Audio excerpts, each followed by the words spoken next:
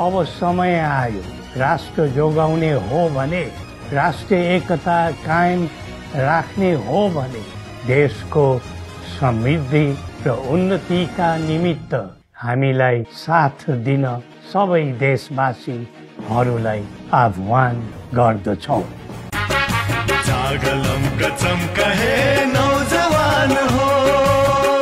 अवस्था बदल्न व्यवस्था बदलौं।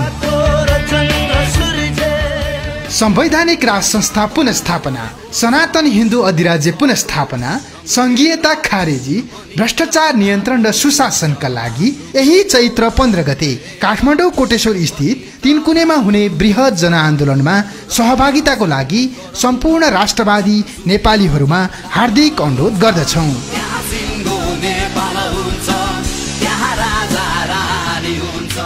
आयोजक संयुक्त जनआन्दोलन समिति।